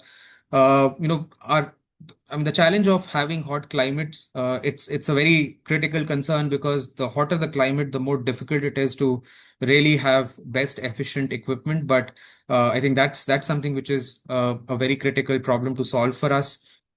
Energy and water objectives, they can pull ourselves in different directions. So there was one of XY axis chart that was presented during one of the previous presentations as well, where we saw that to drive better efficiency, we have to kind of let go of the WUE and vice versa. So that's another concern for us. The first cost, I mean, that's something which is a very critical concern, especially in our market where first cost can be a very, very big driver rather than a life cycle cost. So this is where I think I pointed out in my previous slide as well. It's very critical to have a life cycle view instead of first cost. That's where we can actually build very sustainably. Next up is the liquid and air integration. So as of now, I mean, historically, all the legacy builds have been with air cooling. I mean, we are now moving into an era where we are moving into hybrid designs with liquid and air, and eventually we'll also see possibly almost 100% liquid cooling in due course of time. So this is where I think there is a need for building more ability within the country because this requires very different kind of skill. It requires very different kind of manufacturing infra, which possibly is still getting built in our country. So this is another aspect to be taken care of. And lastly, refrigerant transition, which requires codes, which requires a little more on clarity on how does this transition as we as a country migrate from HFC focused industry right now to drive very fast and move towards being best in class HFO driven country and industry and contribute to the overall net zero target of our country. Now, there are a few scaling opportunities here. Now, of course, the warmer water designs that are kind of coming up because of the chips being able to handle higher temperatures, that's something which is a very important aspect of this entire efficiency improvement piece, and also the hybrid cooling and free cooling discussions that we've had. Then these are a couple of things which are going to drive better efficiencies as we move on. Right liquid to air mix. Now, of course, I mentioned about this as well. Now, this is also going to be very critical that we don't really get carried away with liquid cooling or kind of become very conservative on deploying air cooling. So it has to be a very optimal mix of liquid to air cooling without really doing over design. That's going to be very critical. The next up is water cooled chiller plus dry coolers. I think this is the next upcoming bit. We talked about it. Having said that, it's critical that our current deployments, which are more than 90% air cooled chillers, are designed well, are on the operation envelope are pushed higher on the living water temperature sides, on the technology water side, them moving a little warmer. So that's something which is very critical. Next up is the overall ability, or rather the overall need for kind of keeping in view everything in one frame, including PUE, WE, and the LCA assessment. So it has to be kept in one view rather than only being focused on first cost. And lastly, localization and standardization for and of course, us as a country being able to build more capability as we move on will be very critical. Okay, so this is my last slide. So of course, this is our ground. I mean, the last holding slide here. So we are looking at designing warmer as the temperatures of water increases. So that's one. The second is designing hybrid, and lastly, we have to design transparently. Yeah. Thank you. Back to you, Mr. Pramod. Yeah. Thank you. Thank you so much, Mr. Das. Very insightful presentation, and your last slide summed up your presentation very well. So once again, thank you to all the speakers. We'll now move into the Q&A session. We'll quickly look at what kind of questions we have received in the Q&A pane. In addition to that, if any other questions are there, depending on the time, we'll take it up. So, AEEE team, can we look at the questions, and is there a way to also project it? Everyone able to see those questions? How does this work? All participants have access to this question, yes. right? Okay. So maybe we'll just, without any particular sequence, we'll just read them in the order we can see it on the screen. So one question is, what are the incentives EU, US, and Singapore are giving for reduction in PUE, WE, CUE? Santosh, would you like to take up this question? Yes. So maybe for Singapore or maybe EU we can talk about. So EU, I think there are mandates that they have to achieve the peak levels of 1.35, or I think in Germany they have 1.25 for the new built data centers, and there are no subsidies involved, but those are the regulatory things for the PU terms.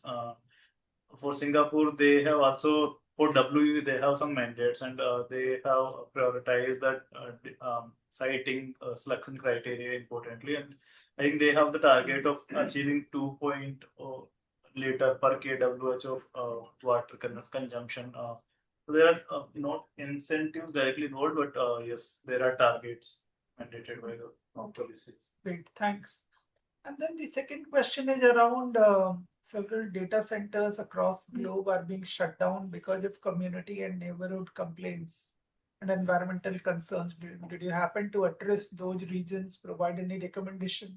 Well, one of the recommendations we have made is to look at the data center siting in a more integrative manner from the resource requirement and implication side. So that framework can also capture whether there will be any community neighborhood opposition or not. So it can be captured as part of the siting framework development. We keep moving to the next question. Can you share the PPT? So what we have done last time is we have made the recording available, and then the workshop highlights in the form of a readout was made available to everyone. We generally check with all speakers that if they are comfortable, sharing their presentation, and if it is okay from their side for wider circulation. We'll take the consent this time as well, and if they are fine, we'll make them available. Otherwise, the recording of this entire session is available on the YouTube channel. Then the next question is around demand flexibility program. As facilities requiring round the clock, what DF opportunities are we talking about? Also related to this, the fact that data center will need reliable power, and unless regulations control for this, what we see already happening, captive power plant. So my colleagues were saying, and I think one of the speakers also spoke about it. In India, the system is different. There are many states and distribution companies who are actually giving red carpet welcome to data centers, saying we'll make alternate arrangements. There will be a redundant supply. On top of that, there is also electricity sort of a tariff and some kind of a incentive on electricity price. So that part in India is taken care of. As far as the demand flexibility program, demand flexibility can be achieved number one through IT load flexibility. If some of the non-critical computations can be shifted to some other time. But keeping that aside for a moment, I think there are still enough options for a data center to participate in flexibility by working around the cooling flexibility. For example, of them, if they have on-site generation, how that can be used in a manner which provides demand flexibility, batteries, UPS, thermal storage. There are a lot of things data centers are planning, and if we look at all of them holistically, and for a average data center, which Santosh was mentioning, going forward 50 megawatt in future, perhaps for one data center to provide a flexibility of a few megawatt, let's say 3 to 5 megawatt, with a combination of all of this, looks feasible. So that's what I think we are thinking, and perhaps more guidelines will come from state electricity regulatory commissions on how to tap into the flexibility.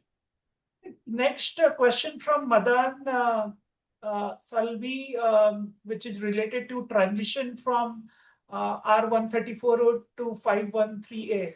I think this is for Mr. Das. Maybe I can. Yeah, and Santosh, you and Das.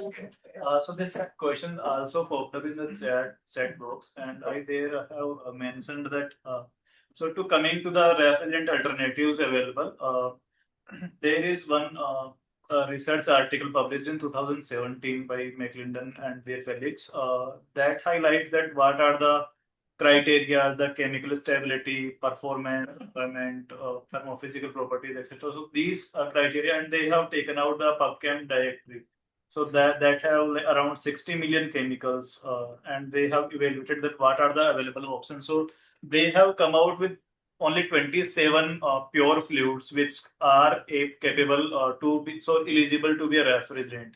So we have to play with those 27 pure fluids only. So a blend of those refrigerants or maybe directly that can be used. So a few HFOs, HFCs, and natural refrigerant hydrocarbons are there. So I think that answers your questions, Madan Salvi, and I also replied into the chat box as well.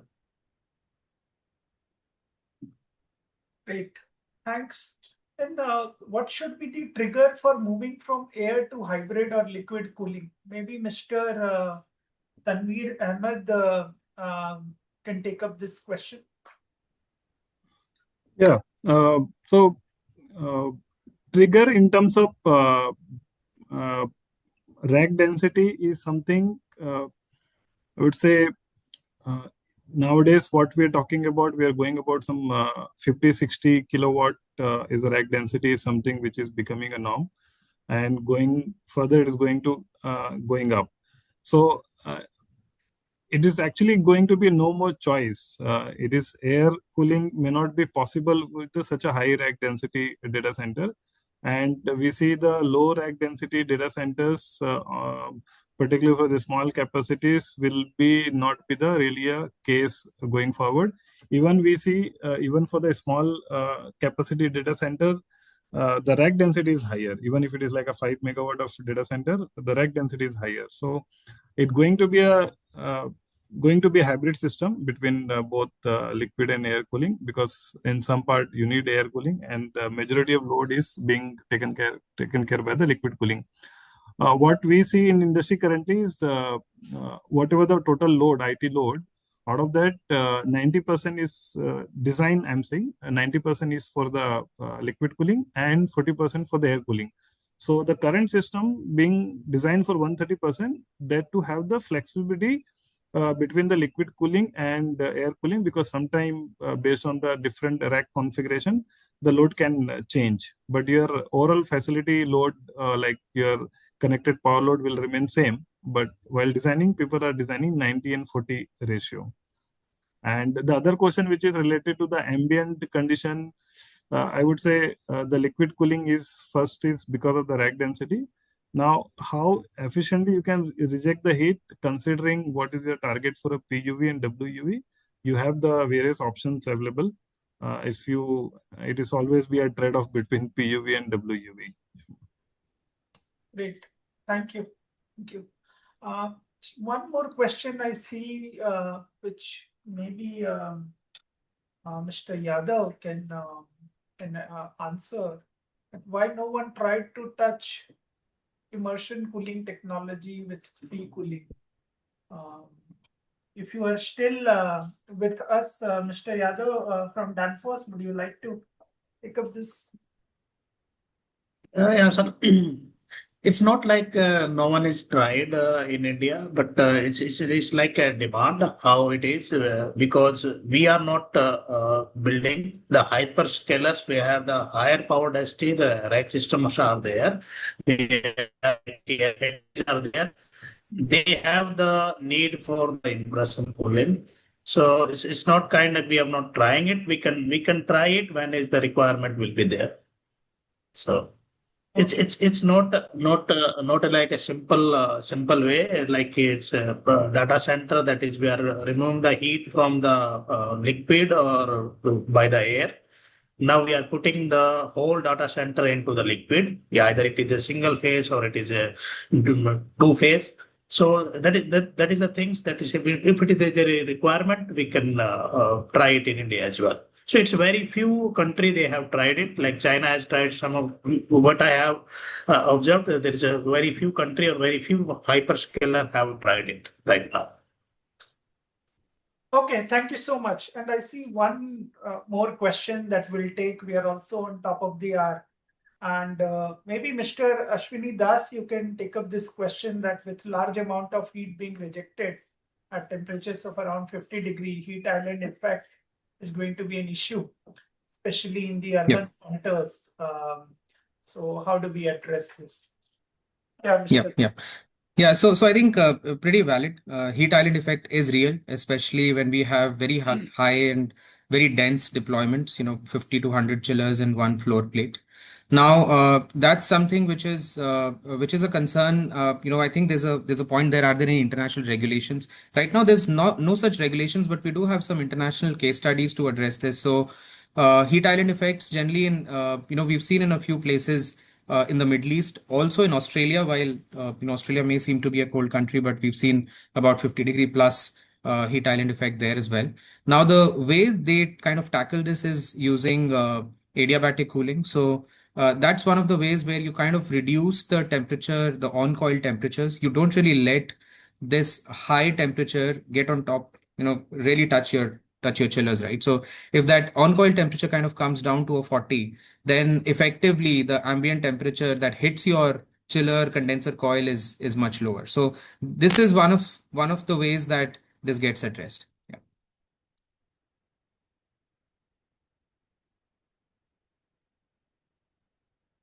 Yeah.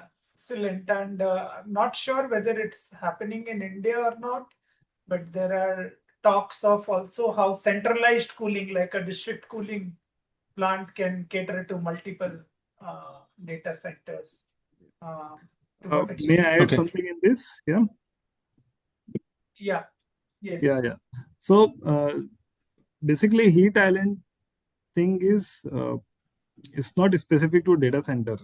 If you see, it is applicable to all the industry. In fact, other industry, the temperature coming out of the industries are at much higher temperature.